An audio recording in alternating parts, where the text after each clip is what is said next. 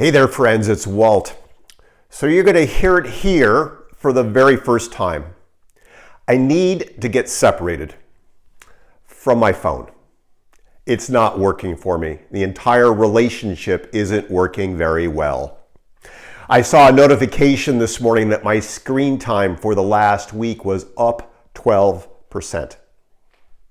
And it seems to me as if the news cycles, that vortex of news is increasing in velocity. It seems to me as if the doomsaying and the fear-mongering is increasing in intensity.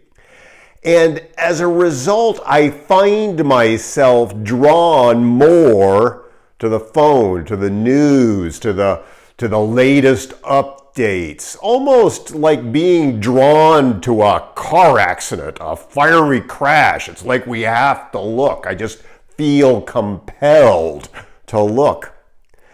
And distraction, particularly for the work that most of us do, is really bad.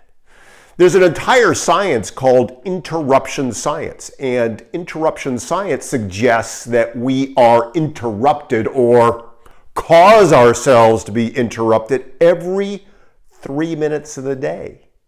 And that interruption every 3 minutes of the day has a cost, a productivity cost. It's called an attentional residue.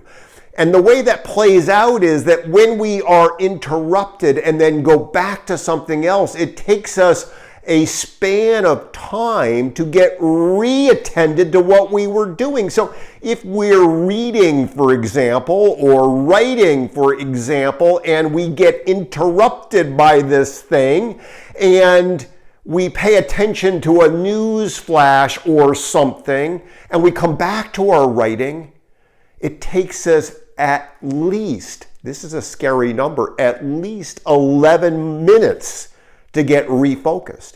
And it has been measured as high as 20 minutes for every interruption. And so when you do the math, the cost of interruption to your life, to your productivity, to your focus, to your resourcefulness is huge. And it causes fatigue, it causes exhaustion, it causes stress, it causes overwhelm. I find when I succumb to the distraction of the phone that it really leaves me feeling quite jagged at the end of the day. And so, like many things, the answer is, for me, and it's what I work on with many of my coaching clients, the answer to much of what ails us can be structural, creating structure around it. So when I'm doing deep work, when I'm writing, creating content, thinking about video messages, when I'm reading now, I take this thing, and it's not a bad thing. Our technology gives us a lot of freedom, and the power of this thing is amazing. I mean, it's like greater than a supercomputer when many of us were growing up. It's an amazing piece of technology, and yet it also has that dark side. And so when I'm writing or reflecting or creating content or thinking about this work or reading, I take this and I put it in another room. I put it in a drawer in another room, because that interruption science actually has another little interesting finding, which is that even this thing in your room, like it's on your desk, even if it's near you, reduces your focus, your acuity, your resourcefulness. So getting it out of your space entirely really helps. So these structural pieces, this is just one structural idea, but this structural piece of getting it out of your space allows you to go deep. And there is that wonderful book by Cal Newport, Deep Work, and he suggests that with the rise of AI, artificial intelligence, that more and more of the tasks that many of us do, including professional tasks in medicine and accounting and the law, will be taken over by artificial intelligence.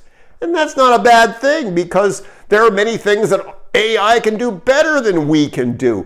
But the thing that will reside in us is the ability to go deep with thoughts and ideas and our creativity as human beings. That's unique to us. And our attention is very much like a muscle. As an athlete, I'm very aware of staying fit, and we know as athletes that if you let it go for a few days or a few weeks, it's bad. It's like starting over again. Well, your attention is like a muscle too.